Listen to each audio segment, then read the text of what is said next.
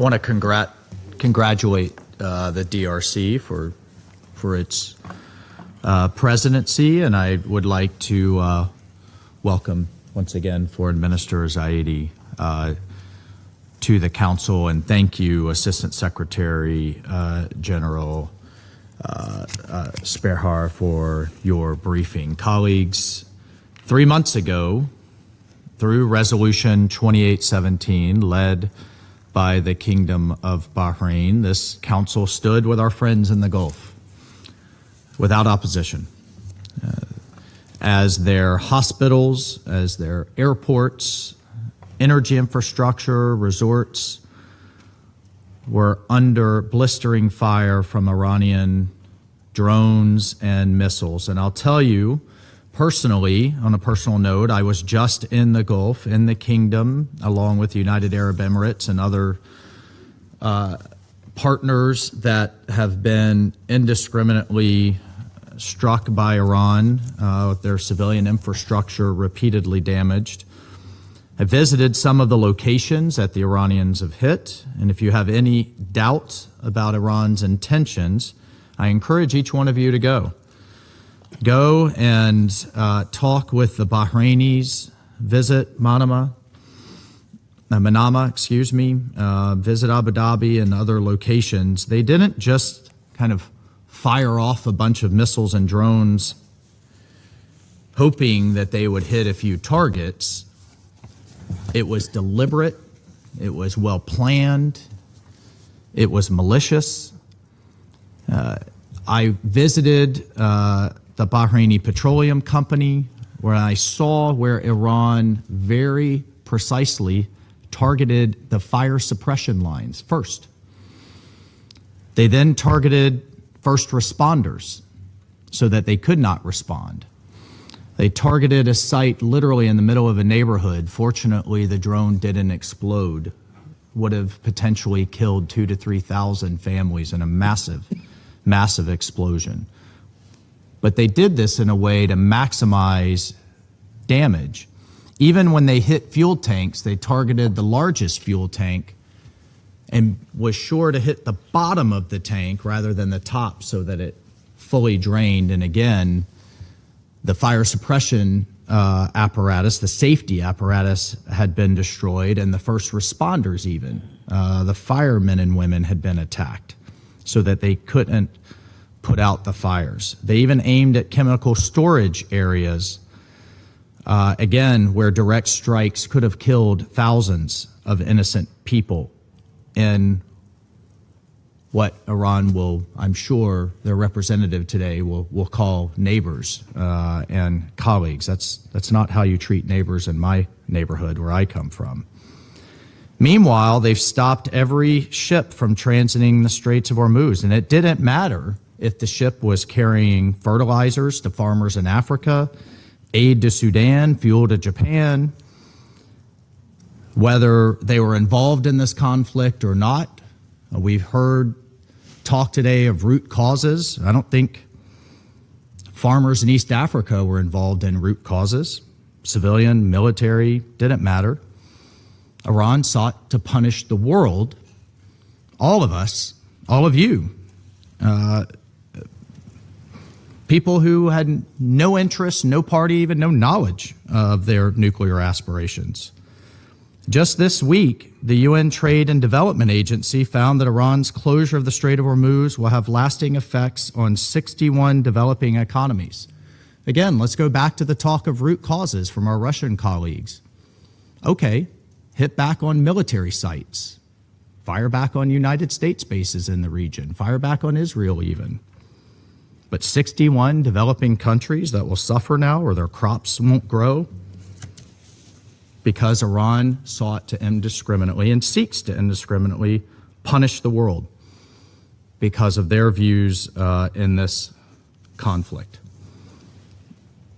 Iran cannot, and we cannot allow it to hold the world's economy hostage. So many innocent civilians around the world are being affected.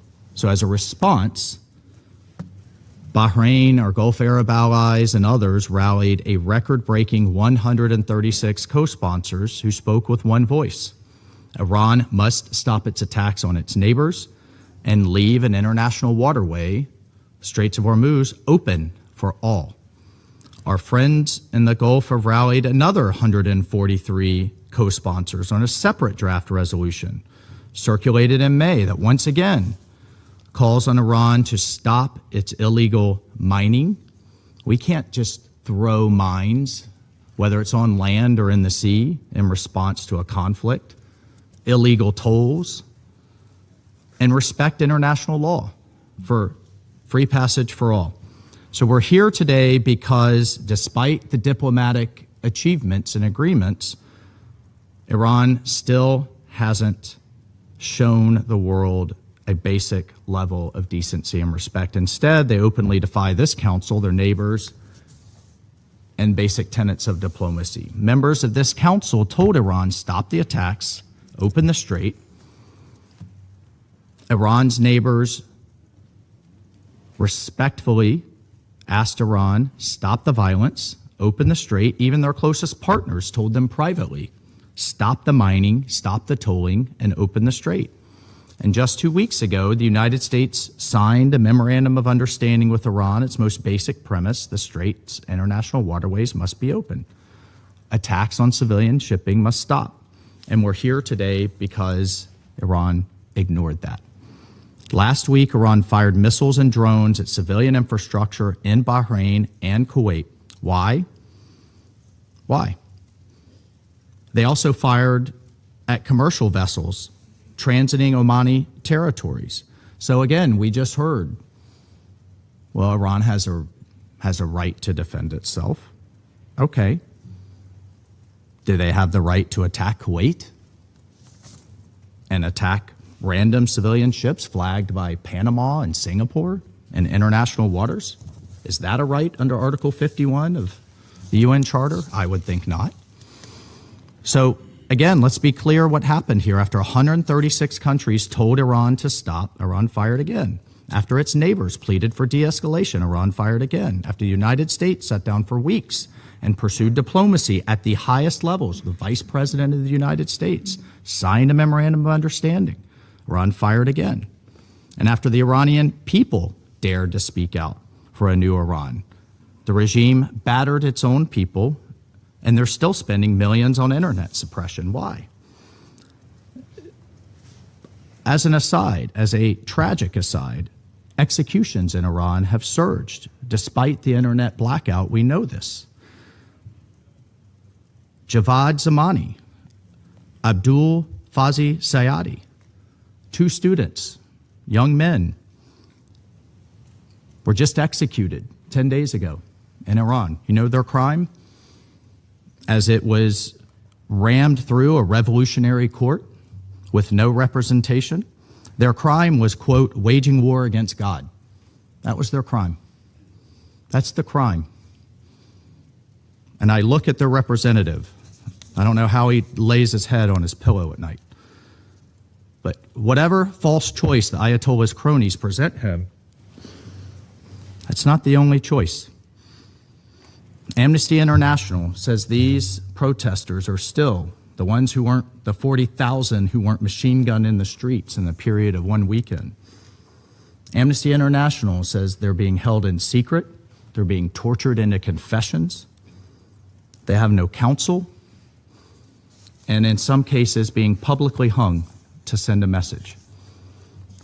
There's an old scripture that says, quote, I have set before you life and death, blessing and curse.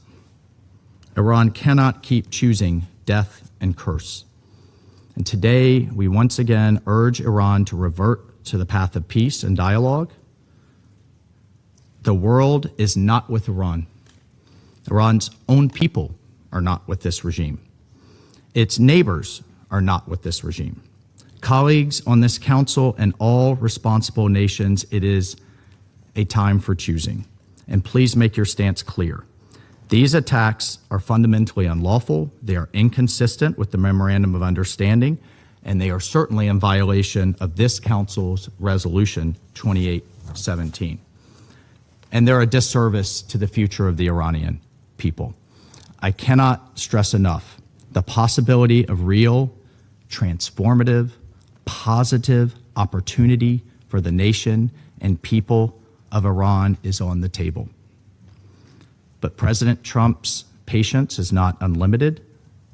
The world cannot continue to suffer, and Iran must abide by its obligations to this council that this council voted for without opposition, and the world must hold this regime to account. I thank you.